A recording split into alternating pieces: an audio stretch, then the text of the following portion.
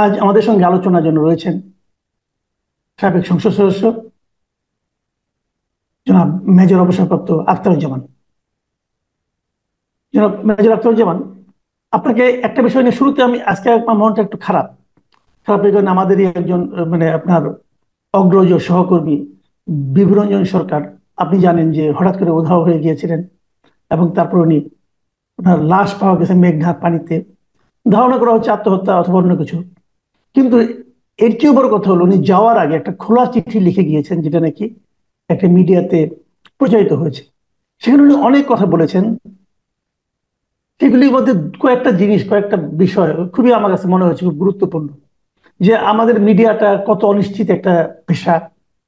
তারপরে সেখানে এটাও প্রকাশিত হয়েছে যে সরকার পরিবর্তনের পর যে প্রত্যাশাটা মানুষের ছিল যে গণমাধ্যমের উপর তারা হস্তক্ষেপ করবে না, সেটাও উনি ফিল করেছেন যে এটা আগের চেয়েও বেশি হয়েছে।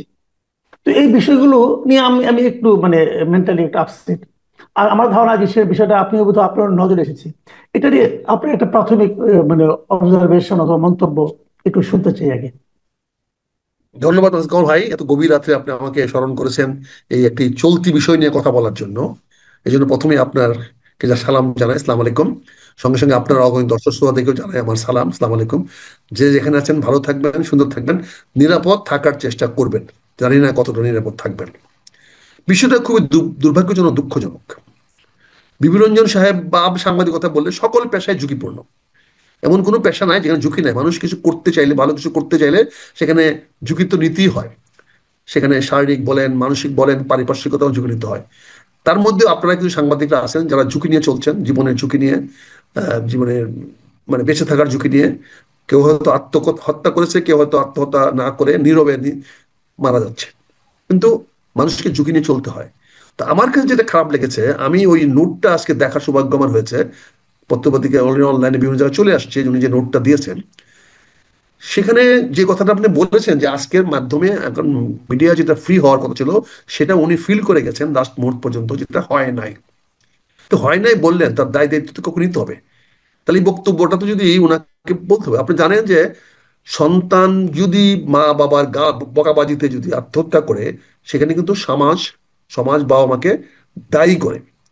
এমনকি স্কুলেও যদি, স্কুলের টিচার যদি কোনো ছেলে মেয়েকে যদি শাসন করতে গিয়ে তার তার মানে মূল্যবোধে আঘাত করে, তাহলে সেখানে যদি সে আত্মহত্যা করে, তার দায় দায়িত্ব কিন্তু শিক্ষক বা শিক্ষা প্রতিষ্ঠানের উপর বর্তায়। চাকরি জীবনেও বা কেউ যদি ঋণের দায়েও যদি কেউ আত্মহত্যা করে, তাহলে কিন্তু ওই ব্যাংকগুলোকে এর জবাব দিয়ে আওতায় আনা হয়। আমি সংক্ষেপে শুধু এটি বলবো, প্রথমে বিপিনরঞ্জন সাহেবের এই আত্মহত্যাকে মানে ইসলামীতে আবার আমরা ইন্নালিল্লাহ পড়তে পারি না। কারণ এটা বলা হয়েছে যে এই মৃত্যুটা স্বাভাবিক না, সেই মৃত্যুটাকে আমরা আল্লাহর কাছে সোপর্দ করতে পারি না। তারপরে আমি ব্যক্তিগতভাবে শোক প্রকাশ করছি, ওরা পরিবারের প্রতি সান্ত্বনা জানাচ্ছি। তারপরে আমি একটা জোর দাবি জানাবো, তিনটা জিনিস জোর দাবি। একটা জিনিস হলো, উনি যেহেতু আত্মহত্যার নোট দিয়ে গেছেন এবং সেই নোটের যে প্রতিটি কথা, এই কথাগুলার আমি প্রমাণ চাইবো। আজকের যে পত্রিকা যে চাকরি করতেন, যে সম্পাদক ওনাকে ভৎসনা করেছেন একটি লেখার ছাপানোর জন্য, ওনাকে চাপ সৃষ্টি করেছে, মানসিক চাপ সৃষ্টি করেছেন, সেটা সঠিক কি না সেটার একটা সুষ্ঠু তদন্ত আমি দাবি করব। যদি সঠিক হয়, তাহলে কেন তিনি সে মানসিক চাপ সৃষ্টি করলেন, তার জন্য কেন ওনার পরিবারকে যথেষ্ট পরিমাণ ক্ষতিপূরণ দেওয়া হবে না, এইটা আমি জোর দাবি জানাবো। আশা করি আপনাদের সাংবাদিকদের কাছ থেকেও আমি এটা সমর্থন পাবো। কাজেই প্রধান সম্পাদক সাহেবকে আজকে জাতির সামনে প্রমাণ করতে হবে যে এই বিভু রঞ্জন মৃত্যুর জন্য তিনি দায়ী নন।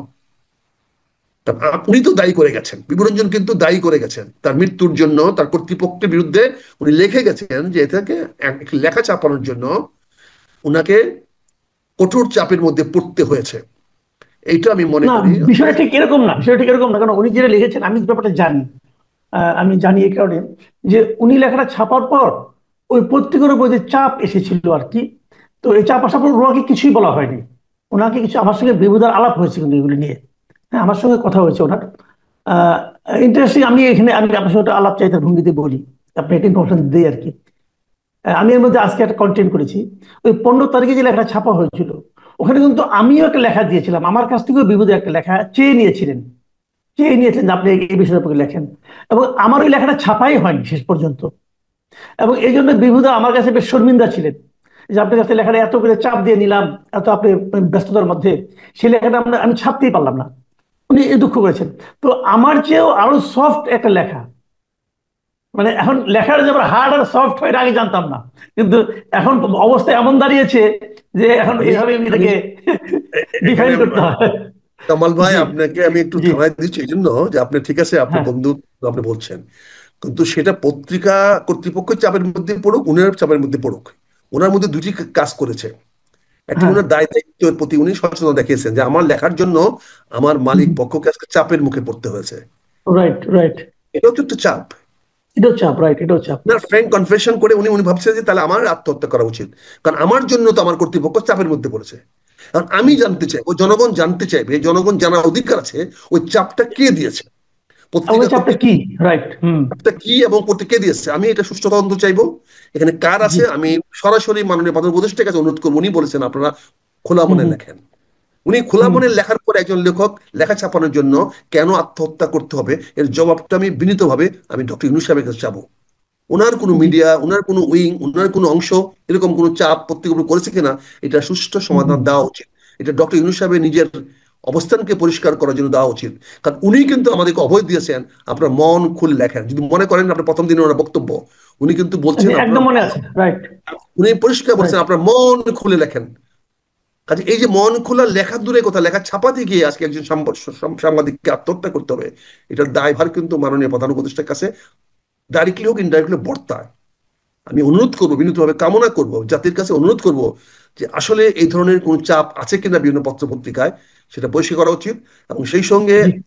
সেই সঙ্গে আমি বিবরঞ্জনের জন্য, তার পরিবারের জন্য একটি মানে ভালো একটা আর্থিক সহযোগিতা, যাতে ওনার পরিবারগুলো বেঁচে থাকতে পারে, ভালোভাবে থাকতে পারে। যে আফসোস নিয়ে, আক্রোশ নিয়ে, আক্ষেপ নিয়ে উনি গেছেন, শখ থেকে যে কষ্ট পেয়েছেন, সেই সততার কষ্টটা যেন তার পরিবার লাঘব করতে পারে, সেই পরিবার যেন বুঝতে পারে বাবা সৎ ছিল বলে আজকে আমাদের প্রজন্ম ভালো আছি। আমি এখন একটা অন্য প্রসঙ্গে আসছি। এটা তো একটা সাংবাদিকতার উপর দায় গেল, একটা চাপ গেল। আপনি নিজে একজন বীর মুক্তিযোদ্ধা, আপনি মুক্তিযুদ্ধের সঙ্গে আপনি সরাসরি জড়িত ছিলেন, অনেক কিছুই দেখেন। আপনি কি আজকে দেখলাম যে আজকে দুদিন আগে দেখলাম মির্জা ফখরুল ইসলাম আলমগীর বলছেন যে মুক্তিযুদ্ধের ইতিহাসটাকে যেন মানে আপনার চেঞ্জ করার একটা প্রবণতা ওনার চোখে পড়েছে। এর মধ্যে আবার দেখলাম একজন মানে 90 ঊর্ধ্ব বয়সের একজন বুদ্ধিজীবী মিস্টার বদরুদ্দিন ওমর, উনি দাবি করেছেন যে মুক্তিযুদ্ধের যে সম্বন্ধে যা বলা হয়ে থাকে তার নাকি 90%ই মিথ্যা। তো এখন একজন মুক্তিযোদ্ধা হিসাবে আপনার কি এই ধরনের কোনো, আপনি কোনো চাপ অনুভব করছেন কিনা, ফিল করছেন কিনা, আসলে কি তাই হচ্ছে, সমাজে কি তাই ঘটছে যে মুক্তিযুদ্ধের ইতিহাসটাকে চেঞ্জ করা, অথবা মুক্তিযুদ্ধ আদৌ হয় নাই? এর মধ্যে আবার আরেকজন বললেন মুক্তিযুদ্ধে নাকি মাত্র 2000 লোক মারা গেছে, এবং উনি আরো বললেন যে মাত্র নাকি ইন্ডিয়াতে মাত্র শরণার্থী নাকি গিয়েছিল 90,000।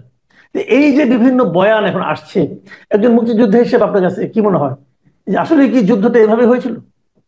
আমাকে যদি ব্যক্তিগতভাবে প্রশ্ন করেন আমাকে, আমি বলবো এই বিষয়ে আমাদের কথা বলা অপ্রাসঙ্গিক। কারণ মুক্তিযুদ্ধ হয়েছে কি হয়েছে না, তার প্রোডাক্ট তো বাংলাদেশ, তার প্রোডাক্টও আমি বাঙালি বা বাংলাদেশি, তার প্রোডাক্টও আমার সেপারেট পাসপোর্ট, আমার সেপারেট নাগরিকত্ব। কাজে এটা কিভাবে হয়েছে, কতটুকু মূল্যে হয়েছে, সেটা নিয়ে তো অনেকের প্রশ্ন থাকতেই পারে। আর যারা মুক্তিযুদ্ধের বিপক্ষের পক্ষ, যারা যারা এটাকে অস্বীকার করেছে, তা তো বলতে পারে। আর আমাদের যুদ্ধটা তো বদরুদ্দিন উমরের বিরুদ্ধে ছিল না, আমাদের যুদ্ধটা তো জামাত ইসলামের বিরুদ্ধে ছিল না, আমাদের যুদ্ধটা তো মুসলিম লীগের বিরুদ্ধে ছিল না।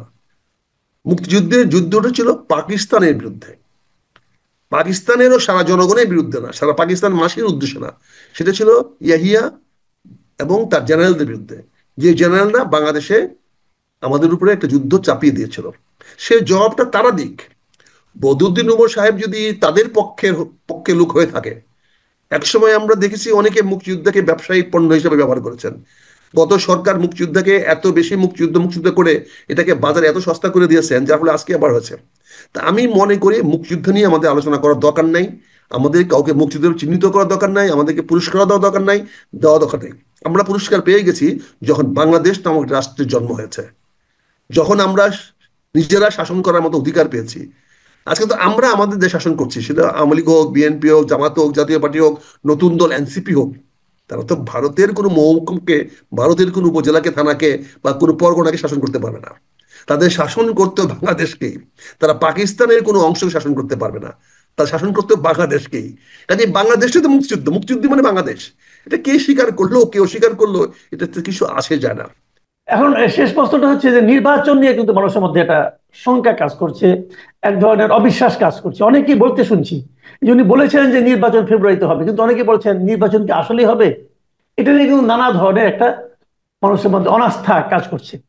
তো আপনি আবার এর মধ্যে দেখলাম যে আপনার জামাতে ইসলাম, এনসিপি, ইসলামী আন্দোলন এরাও কিছু কিছু দাবি তুলছে, এবং ওই দাবিগুলিও নির্বাচন দ্রুত হওয়ার ক্ষেত্রে এক ধরনের প্রতিবন্ধকতা তৈরি করতে পারে বলে অনেকে মনে করছে। আপনার কি মনে হয়, নির্বাচন কি যথাসময় মানে ফেব্রুয়ারিতে হবে নাকি ডিলে হতে পারে? ধন্যবাদ, সুন্দর এবং খুবই প্রাসঙ্গিক প্রশ্ন। এটা সবার মনে আজকে দোল খাচ্ছে। তো আমার ব্যক্তিগত বিশ্বাস, আমাদের সামনে এখন আগামী ফেব্রুয়ারিতে নির্বাচন ছাড়া কোনো বিকল্প নাই। বাংলাদেশের কোনো জনপ্রিয় বা কোনো জনগণ বা দেশপ্রেমী কোনো রাজনৈতিক দলের সামনে এখন নির্বাচন করা ছাড়া কোনো বিকল্প নাই। বাংলাদেশ আজ ফেব্রুয়ারি 2026 নির্বাচনকে সামনে রেখে এখন এক বড় চ্যালেঞ্জের মুখে দাঁড়িয়েছে। জনগণের আস্থা, রাজনৈতিক অন্তর্ভুক্তি এবং নিরাপত্তা নিশ্চিত করা না গেলে এই নির্বাচন গণতন্ত্রের জন্য হুমকি হয়ে দাঁড়াবে। আমি মনে করি এটা হুমকি হয়ে দাঁড়াতে পারে। তাই আমাদের সামনে প্রথম প্রশ্ন, কিভাবে আমরা একটি অন্তর্ভুক্তিমূলক, সহিংসতা মুক্ত, বিশ্বাসযোগ্য নির্বাচন করতে পারবো। তিনটি বিষয়ে আমি জোর দিয়েছি। একটি হলো অন্তর্ভুক্তিমূলক, আরেকটি সহিংসতা মুক্ত, এবং আরেকটি বিশ্বাসযোগ্য নির্বাচন। এখানে আমি যেটা মনে করি আমার সামনে যে কতগুলো চ্যালেঞ্জ দাঁড়িয়েছে, তার মধ্যে অন্যতম চ্যালেঞ্জটি হলো, যেটা আমি মনে করি অন্যতম চ্যালেঞ্জটি হলো যে রাজনৈতিক অস্থিতিশীলতা ও বিভাজন। আজকে কিন্তু এখন পর্যন্ত বড় বড় রাজনৈতিক দলের মধ্যে কোনো ঐক্যবোধ দেখতে পাই না যে কারা নির্বাচনটা করবে।